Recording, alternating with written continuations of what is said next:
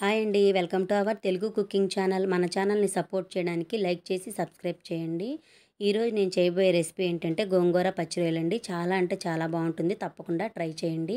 ముందుగా పచ్చి రొయ్యలను తీసుకుని ఈ విధంగా శుభ్రం చేసుకుని పక్కన పెట్టుకోవాలి. తరువాత ఒక కట్ట గోంగూరను తీసుకుని శుభ్రంగా కడిగి పెట్టుకుని ఒక కుక్కర్లో వేసుకోవాలి. వేసుకున్న తర్వాత ఒక 4-5 పచ్చిమిరపకాయల ముక్కల కింద చేసుకుని వేసుకోవాలి.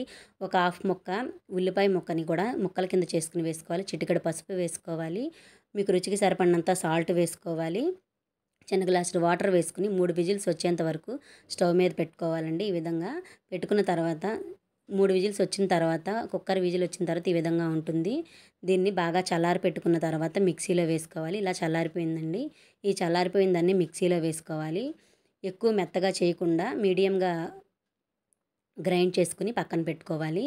చూసారు కదండి, ఈ విధంగా ఉండాలి. ఈ విధంగా ఉంటే పక్కన పెట్టుకోవాలి. తర్వాత స్టవ్ ఆన్ చేసుకుని పెనం పెట్టుకుని 2 టేబుల్ స్పూన్ల ఆయిల్ వేసుకోవాలి. ఆయిల్ వేసుకున్న తర్వాత ఒక మీడియం సైజు ఉల్లిపాయను ముక్కల కింద చేసుకుని ఒక 4-5 పచ్చిమిరపకాయలను కూడా ముక్కల కింద చేసుకుని ఆయిల్ కాగిన తర్వాత వేసుకుని ఇవి బాగా లైట్ బ్రౌన్ కలర్ వచ్చేంత వరకు బాగా వేపుకోవాలి. ఈ విధంగా వేపుకున్న తర్వాత ఒక స్పూను అల్లం వెల్లుల్లి పేస్ట్ వేసుకోవాలి. ఇది కూడా అల్లం వెల్లుల్లి పేస్ట్ కూడా పచ్చివాసన పోయేంత వరకు బాగా వేపుకోవాలి. ఈ విధంగా వేపుకున్న తర్వాత ఇందులో పచ్చి రొయ్యలని శుభ్రంగా కడిగి పెట్టుకున్నాం కదండి, ముందుగా వాటిని వేసుకోవాలి. ఈ విధంగా వేసుకుని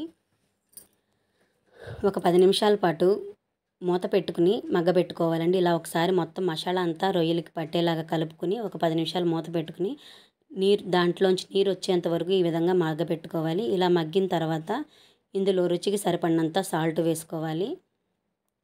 రొయ్యలకు మాత్రమే వేసుకోవాలండి, గోంగూరకు ఆల్రెడీ వేసుకున్నాం కాబట్టి. చిటికెడు పసుపు వేసుకోవాలి. 2 స్పూన్ల కారం వేసుకోవాలి. ఒక హాఫ్ స్పూన్ గరం మసాలా పొడి వేసుకోవాలి. వేసుకున్న తర్వాత బాగా కలుపుకుని కొంచెం కొత్తిమీర కరివేపాకు వేసుకుని మూత పెట్టుకుని ఒక 10 నిమిషాల పాటు మగ్గపెట్టుకోవాలి. ఇలా మూత పెట్టుకుని మగ్గపెట్టుకున్న 10 నిమిషాల తర్వాత ఈ విధంగా ఉంటుంది. దీంట్లో ఒక చిన్న గ్లాసులు వాటర్ అనేది పోయాలండి. పోసి రొయ్యలు ఉడికేంత వరకు ఉడికించుకోవాలి.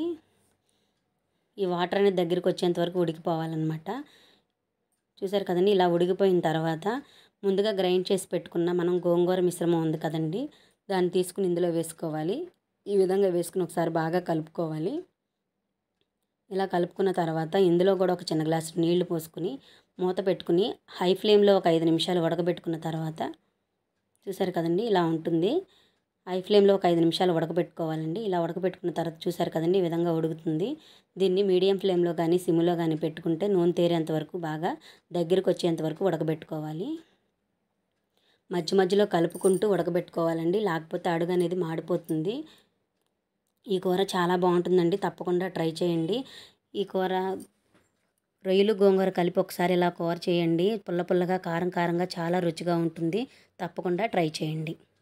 ఈ వీడియో చివరి వరకు చూసినందుకు థ్యాంక్ యూ. Bye bye.